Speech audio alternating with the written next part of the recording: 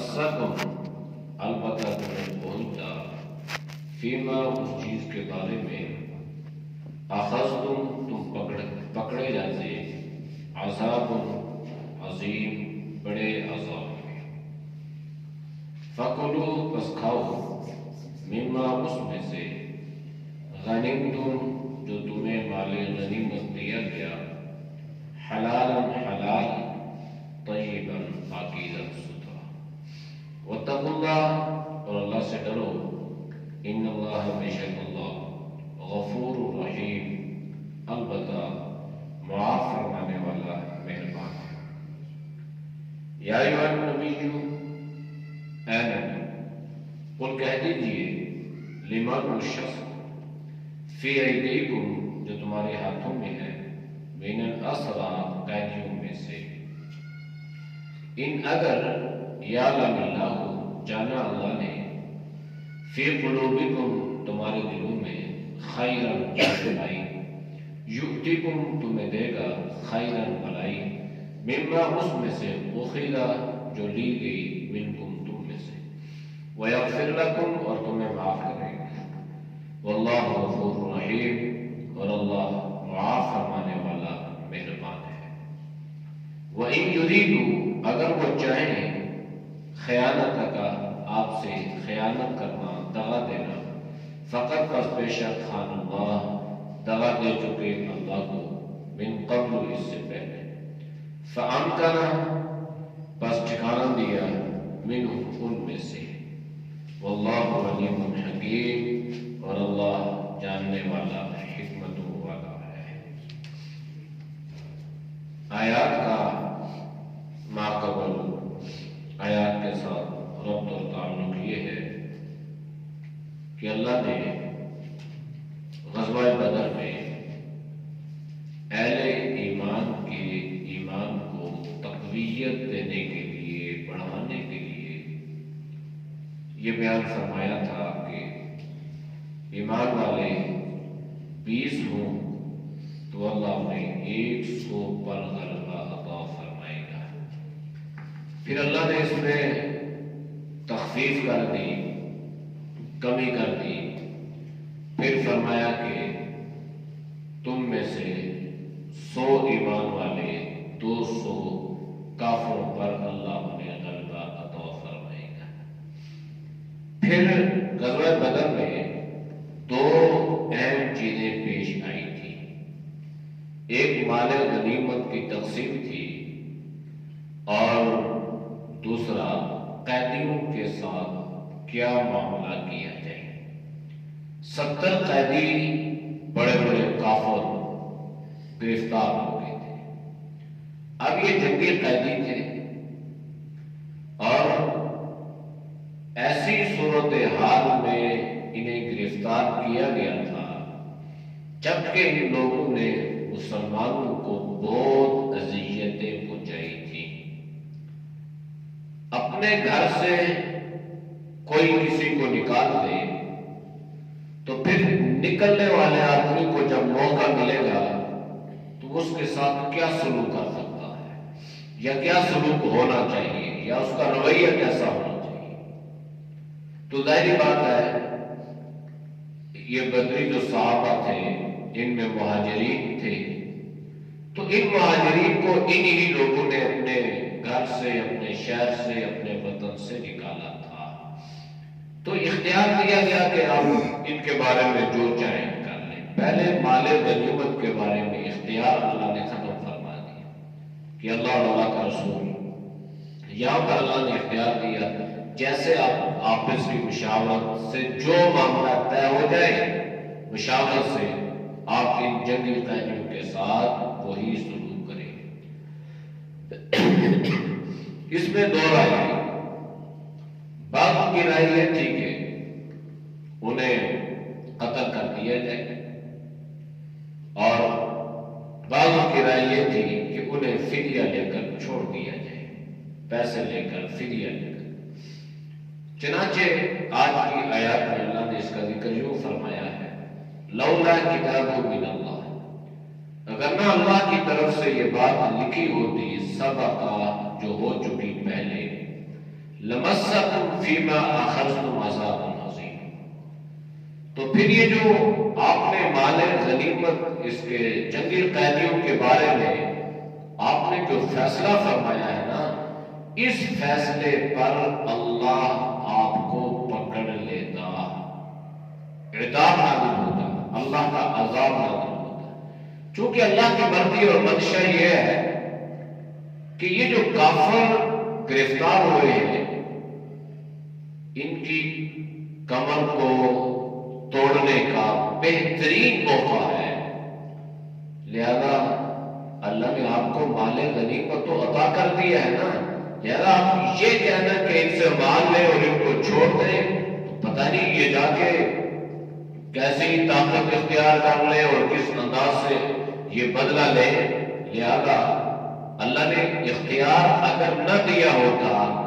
اور پھر ان کے ساتھ ایسا معاملہ کیا جاتا تو پھر اللہ کی پکڑ آتی، پھر اللہ پکڑتا. گویا ایک اللہ کا عطاب، اللہ کی مرضی کے خلاف جو بات ہوئی اللہ نے اس کو اس انداز سے بیان فرمایا ہے. فَكُلُوا بس کھاؤ مِمَّا غَنِمْتُمْ حَلَالًا طَيِّبًا، جو اللہ نے آپ کو مال غنیمت عطا فرمایا ہے وہ بہت ہے، اسے کھاؤ. اور مال غنیمت حلال طیبہ بھی ہے، حلال بھی ہے اور صاف ستھرا بھی ہے. کافروں کی کمائی چاہے شرک سے تھی، چاہے سود سے تھی، چاہے رشوت سے تھی، چاہے چوری کا مال تھا، لیکن مال غنیمت کی صورت میں کافروں کا جو مال مسلمانوں کے ہاتھ آ گیا وہ مسلمان کے لیے نہ صرف یہ ہے کہ وہ پاک ہے، حلال ہے، بلکہ اللہ نے قید یہ لگائی ہے کہ وہ ستھرا بھی ہے، حلال طیبہ بھی ہے، حلال بھی ہے، ستھرا بھی ہے، پاکیزہ بھی ہے. یعنی انسان کی رغبت اس کی طرف مائل ہونے والی ہے. اور اللہ کے نبی نے فرمایا کہ سب سے پاکیزہ مال اور سب سے برکت والا مال جو ہے یہ مال غنیمت ہے. یا ایھا النبی، اے نبی، قل آپ ان سے کہہ دیں، لمن اس شخص کو فی ایدیکم جو تمہارے ہاتھوں میں ہے، من الاسری قیدیوں میں سے. یعنی آپ نے ان سے مال تو لے لیا ہے نا، فدیہ آپ نے ان سے لے لیا، لہذا آپ نے ان کی ذہن سازی کرنی ہے، آپ نے ان کو ترغیب دینی ہے، آپ نے ان کو اسلام کی طرف مائل کرنا ہے. نہ معلوم ان میں سے کون کون لوگ ہیں جو دائرہ اسلام میں داخل ہو جائیں. لہذا آپ انہیں یہ کہہ دیں، ان قیدیوں کو یہ کہہ دیں، إِن يَعْلَمِ اللَّهُ فِي قُلُوبِكُمْ خَيْرًا، اگر اللہ نے تمہارے اندر ایمان کی کوئی صلاحیت دیکھ لی، یعنی اگر تم ایمان لے آئے یا اللہ نے تمہارے دل میں کوئی صلاحیت دیکھ لی جس میں بھلائی ہو، جس میں خیر ہو. یہ دل بھی تو اللہ کے قبضے میں ہے نا، اور دل سارے ایک طرح کے نہیں ہوتے اور سب کے ایک طرح کے نہیں ہوتے. بعضوں کے دل صلاحیت والے ہوتے ہیں اور ان سے اللہ دین کی خدمت کا کام لیتا ہے، اور بعضوں کے دل تو ہوتے ہیں، دھڑکتے تو ہیں، لیکن وہ اس صلاحیت سے محروم ہوتے ہیں. اللہ کے نبی نے دعا مانگی، اللہم اعز الاسلام بعمرین، اللہ ان دو عمروں میں سے کسی ایک عمر کے ذریعے سے اسلام کو عزت عطا فرمائے. عمر بن الخطاب اور عمر بن ہشام، عمر بن خطاب یا عمر بن ہشام. یہ عمر بن ہشام پتہ کون تھا؟ یہ ابو جہل کا نام عمر بن ہشام تھا، اور زمانہ جاہلیت میں ابو جہل کو ابو جہل نہیں، اس کا لقب ابو الحکم تھا، دانائی والا، سوجھ بوجھ والا، بصیرت والا. لیکن زمانہ اسلام میں اس کا نام ابو جہل پڑ گیا. تو اصل عمر بن ہشام. تو اللہ کے نبی نے عمر بن ہشام ابو جہل کے لیے بھی دعا مانگی. نام ویسے تو اللہ کے نبی نے پوری امت کے لیے دعا مانگی نا، سب کے لیے ہدایت کی دعا مانگتے تھے اللہ کے نبی، پوری امت کے لیے، جو اس وقت موجود تھے ان کے لیے بھی، آنے والوں کے لیے بھی، قیامت کی صبح تک ساری امت کے لیے اللہ کے نبی نے دعائیں مانگی. بلکہ اللہ کے نبی نے ہمارے لیے بھی دعا مانگی. ایک حدیث میں اللہ کے نبی نے فرمایا نظر اللہ امرا سمع مقالتی فحفظها ووعاها وودعها. اللہ کے نبی نے دعا فرمائی یا اللہ اس آدمی کو تر و تازہ رکھ، شاداب رکھ، خوش رکھ جس نے میری بات کو سنا، اس کو یاد کیا، اس پہ عمل کیا اور اس کو پھیلایا. تو اللہ کے نبی نے فرمایا اللہ اس کو تر و تازہ رکھے. تو جو اللہ کے نبی کی بات سنے گا، اس کو یاد رکھنے کی کوشش کرے گا اور اس پہ عمل کرے گا اور اس کو پھیلائے گا، تو اللہ اس کو تر و تازہ رکھیں گے، اللہ اس کو خوشحال رکھیں گے. اللہ کی رحمت اور برکتوں کا نزول اس پر لازمی ہوگا، اس لیے کہ اللہ کے نبی نے جو دعا فرمائی ہے. تو اس لیے اکثر لوگ علماء کی زندگیوں پر بحث کرتے ہیں کہ ساری زندگی مدرسے میں، خانقاہوں میں، مدارس میں، مساجد میں، اور ان کی زندگی کتنی خوشحال ہوتی ہے. اس کی وجہ یہ ہوتی ہے کہ نبی کریم صلی اللہ علیہ وسلم نے ان کے لیے جو دعا فرمائی ہے یہ اللہ کے نبی کی دعاؤں کی قبولیت کا نتیجہ ہے. کچھ بھی نہیں ہے کہ اللہ نے خوشحال رکھا ہے، تر و تازہ رکھا ہے، شاداب ہے. 80 سال کی عمر میں پڑھا رہے ہیں، 90 سال کی عمر میں 10 دے رہے ہیں، 100 سال کی عمر میں دنیا کو سن رہی ہے. تو یہ صرف آپ صلی اللہ علیہ وسلم کی دعاؤں کی وجہ سے. تو سب کے لیے دعا فرمائی، ہمارے لیے بھی، پوری امت کے لیے. لیکن وہاں پر اللہ کے نبی نے خصوصی طور پر بیت اللہ کو پکڑا دی رات کے بعد اور 2 آدمی کے نام لیے، عمر بن خطاب کا اور عمر بن حشام کا. یا اللہ ان میں سے، اب یہ اللہ کی حکمت ہے نا، اللہ کے نبی دعا کرتے یا اللہ دونوں کو احاطہ نہ فرماتے تو ہو سکتا ہے اللہ دونوں کی قبول کر لیتا، ہو کیا سکتا ہے، بلکہ یقیناً اللہ قبول کرتا. لیکن اللہ کی مشیت ہے، اللہ کی مرضی ہے، اللہ جیسے چاہتا ہے زبان نبوت سے وہ الفاظ نکلتے ہیں. تو آپ نے کیا دعا فرمائی کہ ان دونوں میں سے کسی ایک کو دین کی، اسلام کی عزت کا ذریعہ بنا. تو اللہ نے اس دعا کو قبول کیا حضرت عمر بن خطاب رضی اللہ تعالی عنہ کے حق میں، اس لیے کہ اللہ کو علم تھا کہ ان کا دل جو ہے یہ باصلاحیت ہے، بے صلاحیت نہیں ہے. تو جس دل میں صلاحیتیں ہوتی ہیں تو اللہ اس کو قبول کرتا ہے، اگر دل میں صلاحیت نہ ہو تو اللہ اس کو قبول نہیں کرتا. اس لیے اللہ کے نبی صلی اللہ علیہ وسلم نے فرمایا کہ اگر اللہ کو علم ہو گیا تمہارے دل میں خیرن، کوئی بلائی، کوئی صلاحیت، کوئی ایمان، تو یؤتیکم خیرا، اللہ تمہیں عطا کرے گا بہتر، مما، اس میں سے اخذ منکم، جو اللہ نے تم سے لیا، ویغفر لکم، اللہ تمہیں معاف بھی کر دے گا. یعنی جب فدیہ لے کر نا ان کو رخصت کر دیا گیا تو اللہ کے نبی نے ان کو یہ ترغیب دی کہ بھائی ابھی آپ نے جو فدیہ ادا کیا ہے نا تو اس پہ تو آپ کا مال بھی گیا، جو مال غنیمت تھا نا وہ تو گیا، اور اوپر سے اور مال بھی بطور جرمانے کے فدیے کے آپ سے لیا گیا. اس بات کا آپ کو دکھ ہوگا، لیکن اگر تم ایمان لاؤ گے تو اللہ تمہیں اس سے بہتر اجر اور صلہ عطا فرما دے گا. یہ ترغیب تھی. اللہ کے نبی اگر چاہتے ایمان لاؤ زبردستی تو ہو سکتا ہے یہ لوگ کلمہ تو پڑھ لیتے لیکن بعد میں جا کے انکار کر دیتے. اس لیے آپ صلی اللہ علیہ وسلم نے ان کو اپنے حال پہ چھوڑا اور فرمایا کہ ابھی تو قید ہو نا، تو قید ہی تو کچھ بھی کر سکتا ہے، اس لیے ان کو آزاد کرو، ترغیب دو، پھر اپنی مرضی سے جو چاہے گا ایمان لائے گا، جو لائے گا تو اس کو اپنا بھلا فائدہ، نہیں لائے گا تو اپنا نقصان. اس میں ایک قیدی تھے حضرت عباس رضی اللہ تعالیٰ عنہ،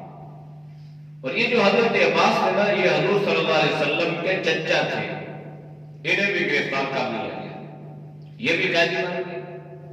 اور حضرت عباس جو تھے نا یہ نبی کریم صلی اللہ علیہ وسلم سے مانوس تھے. بہت ساری جگہوں پہ ایسا ہوا تھا کہ حضرت عباس رضی اللہ تعالیٰ عنہ نبی علیہ السلام سے مانوس ہوئے، آپ کی طرف مائل ہوئے، لیکن ابھی تک ایمان قبول نہیں کیا تھا. جنگی قیدی بن گئے تو حضرت عباس سے بھائی فدیہ دو. انہوں نے کہا بھائی یہ جو آپ نے یہ جب چلے تھے نا تو یہ 700 گرام کے لگ بھگ سونا حضرت عباس اپنے ساتھ لے کر آئے تھے تاکہ وہ سرمایہ کافروں کے لشکر پر خرچ کیا جائے، ان کی قوت کو، ان کی طاقت کو بڑھایا جائے، لیکن ابھی تک یہ خرچ کرنے کا موقع نہیں آیا تھا۔ تو یہ رقم، یہ سونا بھی حضرت عباس کے ساتھ مال غنیمت میں آ گئی۔ تو حضرت عباس کہنے لگے کہ بھائی یہ جو میں ساتھ سونا لایا ہوں نا، تو یہ سونا جو ہے آپ اس کو مالے اس میں بطور فدیہ کے مجھ سے لے لیں اور میری جان آپ خلاصی کریں۔ تو اللہ کے نبی نے فرمایا کہ بھائی چچا، یہ جو سونا آپ ساتھ لائے ہیں نا، تو یہ تو آپ کفر کی مدد کے لیے ساتھ لائے تھے، یہ تو کافروں کا مال ہے، اور کافروں کا مال جب حالت جنگ میں مسلمانوں کے ہتھے چڑھ جائے تو وہ تو مال غنیمت ہوتا ہے، لہذا یہ تو مال غنیمت میں آ گیا، اب اور نکال۔ ساتھ اللہ کے نبی نے فرمایا کہ تیرے بھتیجے بھی تیرے ساتھ ہیں۔ حضرت علی کے ایک بھائی تھے عقیل، بعد میں پھر ان کے بیٹے تھے حضرت مسلم بن عقیل، تو یہ بھی اس وقت جناب نبی کریم صلی اللہ علیہ وسلم کے دشمنوں میں تھے۔ اور میں بتایا نا کہ غزوہ بدر ایک ایسا معاملہ تھا کہ باپ ادھر ہے، بیٹا ادھر ہے، بیٹا ادھر ہے، باپ ادھر ہے، رشتے دار آپس میں ایک دوسرے سے اس طرح، کفر و اسلام میں ایسا معاملہ تھا۔ تو اللہ کے نبی نے فرمایا کہ بھائی آپ کا بھتیجا ہے نا یہ عقیل بن ابی طالب، اس کا بھی، اور نوفل بن حارث دوسرے چچا تھے حضرت حارث، ان کا بیٹا تھا نوفل، آپ اس کا بھی فدیہ ادا کریں۔ میرے اوپر اتنا بوجھ، میں اپنا ایک تو سونا بھی گیا، دوسرا اوپر سے 20 اوقیہ چاندی میرا اپنا فدیہ ہے، پھر جناب اپنے بھتیجوں کے بھی۔ تو اللہ کے نبی نے اپنے چچا سے فرمایا وہ مال کدھر گیا یا اس کا کیا بنا جو آپ نے اپنی بیوی میری چچی ام فضل کو دیا تھا؟ تو حضرت عباس حیران ہو گئے۔ وہ جو مال آپ جب آ رہے تھے نا مکہ سے یہ سفر کے لیے ہمارے ساتھ لڑائی کے لیے، تو آپ نے مال دیا تھا اپنی بیوی کو، تو وہ مال تو آپ کے پاس موجود ہے؟ تو حضرت عباس چپ پڑے، حیران ہو گئے کہ مال تو میں نے اپنی بیوی کو رات کی تاریکی میں دیا تھا، اور میرے گھر کا بھی کوئی فرد وہاں پر موجود نہیں تھا، اور آپ کو کیسے پتا چل گیا؟ تو اللہ کے نبی نے فرمایا میرے اللہ نے مجھے آگاہ کر دیا ہے، میرے رب نے مجھے بتلا دیا۔ اللہ جب بتلانا چاہے تو اللہ اتنے دور کی خبر بتا دے، اور اللہ جب نہ بتانا چاہے تو دیوار کے پیچھے کی بات بھی نہ بتائے، تو اللہ نے بتلا دیا۔ تو ابن عباس اب چونکہ مائل تو پہلے بھی تھے، اب اور اس پہ یقین ہو گیا کہ آپ صلی اللہ علیہ وسلم یہ اللہ کے سچے نبی ہیں، لہذا ایمان لانا چاہیے۔ ایک مجبوری آ رہا تھا کہ ابھی اگر میں ایمان لے آیا تو میرا تو بہت سارا سامان، تجارت اور مال مکہ کے مشرکوں کے پاس ہے، وہ تو نہیں دیں گے، لہذا یہ واپس آ گئے۔ یہ بات اللہ کے نبی صلی اللہ علیہ وسلم اور اپنے چچا حضرت عباس کے درمیان ایک راز تھا، تیسرا کوئی بندہ نہیں تھا۔ جب چچا بھتیجا کی گفتگو ہو رہی تھی تو حضرت عباس نے عرض کی اللہ کے نبی اب میں چاہتا ہوں کہ رہوں، اور فرمایا نہیں آپ کا مال ہے آپ جائیں۔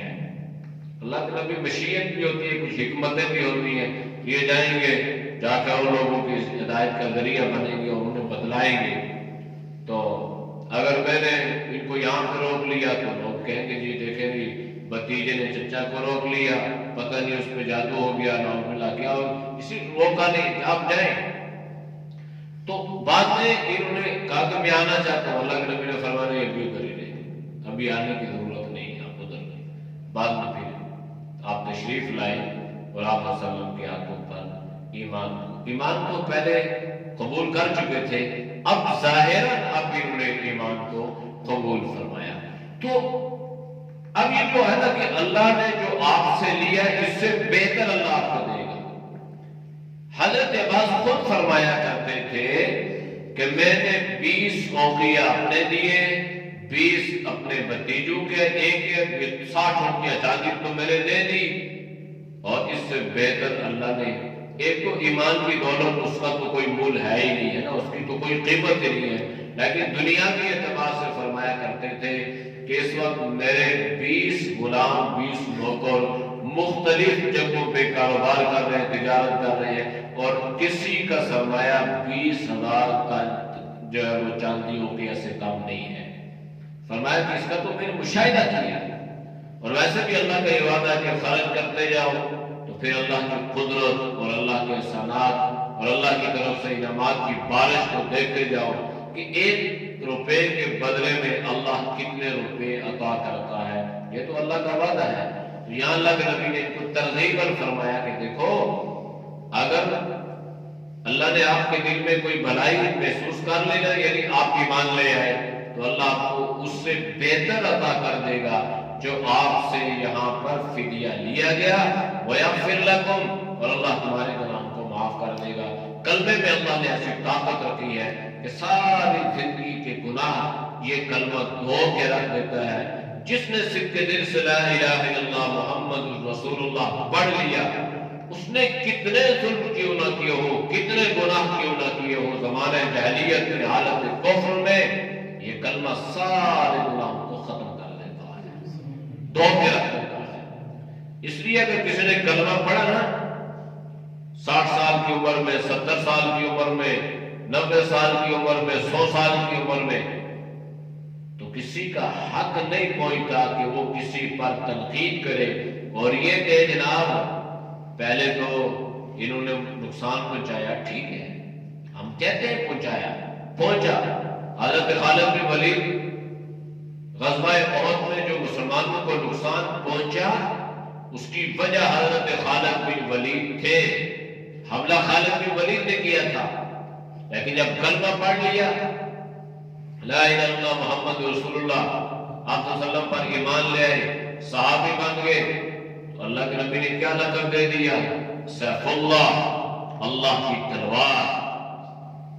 اس لیے یہ کہنا کہ ابو سفیان جو ہے فتح مکہ کے موقع پر ایمان لائے اور انہوں نے پہلے اتنا کیا اور یہ کیا، تو ٹھیک ہے، ابو سفیان جو ہے وہ مسلمانوں کے بڑے مخالفین میں سے تھے، لیکن اللہ کے نبی نے ان کو عزت کتنی دی، جب ایمان لائے نا تو اللہ کے نبی نے فرمایا جو ابو سفیان کے گھر میں پناہ لے گا اس کو امان ہے۔ تو یہ عزت ہے نا، حوصلہ افزائی ہے۔ پھر دل جوئی کے لیے ابو سفیان کی بچی سے جناب نبی کریم صلی اللہ علیہ وسلم نے نکاح بھی فرمایا۔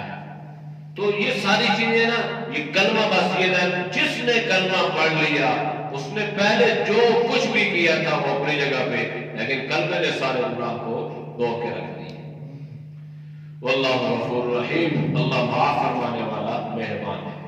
وَإِن يُرِيدُوا خِيَانَتَكَ، اب یہ لوگ ڈر گئے کہ یہ جو جن لوگوں کو چھوڑا جا رہا ہے نا، پتہ نہیں جا کے یہ پھر خیانتیں کریں گے اور پھر پتہ نہیں یہ کیسا سلوک کریں گے، تو ان کو تسلی دی کہ پریشانی کی ضرورت نہیں ہے، اس سے پہلے بھی یہ خیانتیں کر چکے ہیں، لیکن یہ کسی کا کچھ بگاڑ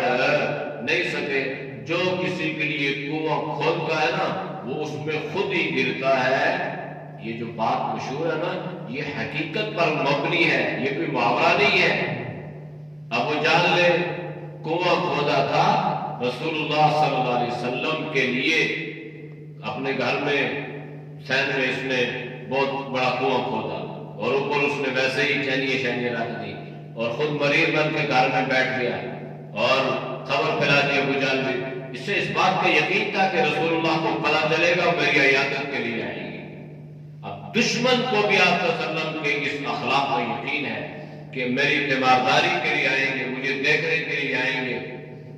اللہ کے نبی کو خبر ہوئی، آپ آئے دیکھنے کے لیے، آپ دروازے پر پہنچے، اللہ نے آپ کو آگاہ کر دیا۔ ابو جہل دیکھ رہے وہ آ رہے ہیں، تماشا دیکھوں گا میں۔ جب ادھر پہنچے اللہ کے نبی فوراً واپس، جب واپس ہوئے نا ابو جہل دوڑا ان کے پیچھے اور اس کو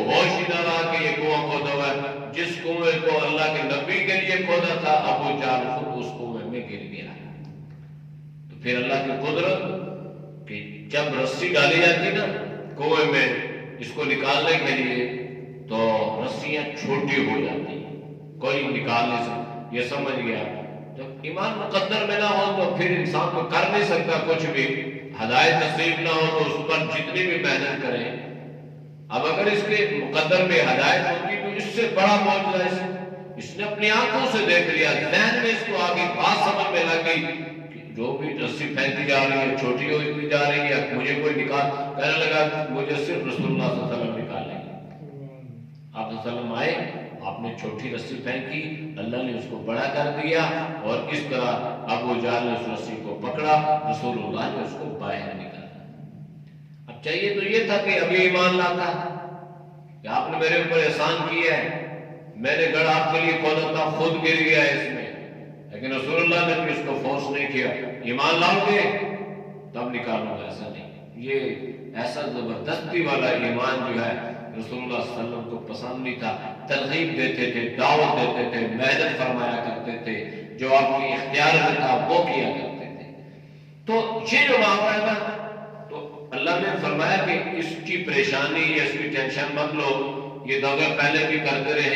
کوئی نقصان نہیں ہوا، ان کو اپنا ہی نقصان ہے۔ واللہ علیم حکیم، اللہ حکمتوں والا ہے اور اللہ جانتا بھی ہے کہ اللہ کی کیا حکمت ہے اور اللہ کی حکمتوں کے تقاضے کیا ہیں۔ اعوذ باللہ من الشیطان الرجیم، بسم اللہ الرحمن الرحیم،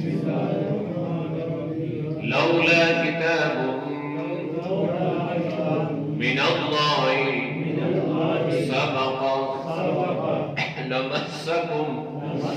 فيما أخذتم عذاب عظيم فكلوا مما غنمتم حلالا طيبا واتقوا الله إن الله غفور رحيم يا أيها النبي قل لمن في أيديكم من الأسرى إن يعلم الله في قلوبكم خيرا يؤتكم خيرا مما أخذ منكم ويغفر لكم والله غفور رحيم وإن يريدوا خيانتك فقد خانوا الله من قبل فأمكن منهم والله عليم حكيم صدق الله العظيم الحمد لله رب العالمين والعاقبة للمتقين والصلاة والسلام على النبي الأمي وعلى آله وصحبه أجمعين یا اللہ ہم سب کے صحت میں گناہوں کو معاف فرما، یا اللہ گناہوں سے حفاظت فرما، یا اللہ نیک اعمال کی توفیق نصیب فرما، یا اللہ برے اعمال سے، برے خیالات سے، برے راستوں سے، بری صحبت سے اللہ تو ہم سب کی حفاظت فرما، یا اللہ تو ہم سب کو تقوی طہارت والی زندگی نصیب فرما، یا اللہ ہمارے دلوں کو باصلاحیت بنا، یا اللہ ہمارے دلوں میں دین کی محبت، قرآن کی محبت کو پیدا فرما، اور یا اللہ دین کی سربلندی کے لیے، اعلاء کلمت اللہ کے لیے تمام تر صلاحیتوں کو بروئے کار لانے کی توفیق نصیب فرما۔ جتنے مسلمان دنیا سے رخصت ہو چکے ہیں یا اللہ تو سب کی مغفرت فرما، جو بیمار ہے اللہ ہمیں شفاء کلی عطا فرما، جو پریشان حال ہے اللہ کی پریشانیوں کو دور فرما، یا اللہ اپنے فضل سے، اپنے کرم سے یہ کرونا وائرس ہے اللہ اس کو ختم فرما، پوری انسانیت کے اللہ تو اس سے حفاظت فرما۔ صلی اللہ تعالی علی نبی الأمی وعلی آلہ وصحبہ اجمعین برحمتک یا ارحم الراحمین۔